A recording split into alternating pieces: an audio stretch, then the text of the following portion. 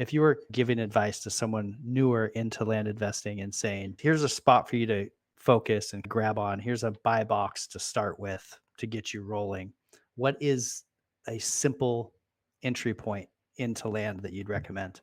First, I would say either start in your backyard or start in a market that you're familiar with.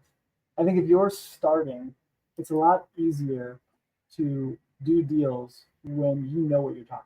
So if you live in Missouri, for example, and you live near Kansas City, Missouri, like I would start looking for land tracts in the counties surrounding Kansas City, Missouri, because I'm there and I know the area. I know what area is hot.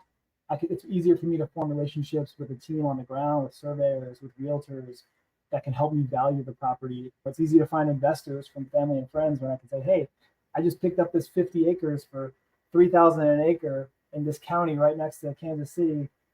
I think it's worth 10,000 or whatever, 6,000 an acre.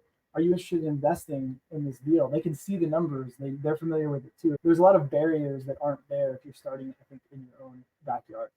And then probably the other thing I would say is don't be afraid to hire quickly. I think that if you're trying to do everything, it may be challenging to scale at the level. I'm an advocate of hiring folks to replace some of the administrative and like monotonous tasks that are just inherent to this type of a business quickly, and just knowing from the get go, from the onset, hey, I need to bring somebody in to help me get to that next level quicker. What positions would you hire for as your first, let's say, 3 hires? Yeah. Okay. So if I was starting a business from scratch right now, let's just go with that. If I'm starting, there's a couple things I would do. The first thing I would do is I would get a launch control subscription. So launch control is another software that's like I use for my business every day. Right? It's a texting software that allows you to text off market leads, and it may be the lowest cost per lead. It may be, if it's not the lowest cost per lead, it's one of the lowest cost per leads. And then I would hire somebody to run that texting system. So that would be the first hire. It would be like an acquisitions assistant, somebody who can send out texts and reply to people as they're replying real time and ask questions to try to qualify leads so that anybody who was reasonably interested in selling, that we were reasonably interested in buying, they could forward to me. And then I would spend my time kind of comping, calling, negotiating, and buying whatever those properties. That'd be the first hire. And then, gosh, second hire would probably be someone on the, you don't even have to hire anybody on sales because you could just list up with realtors for all these properties. So I don't know if I would hire that person second.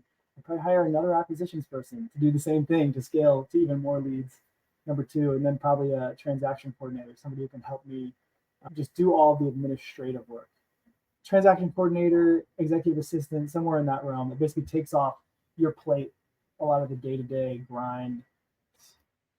And where would you hire them?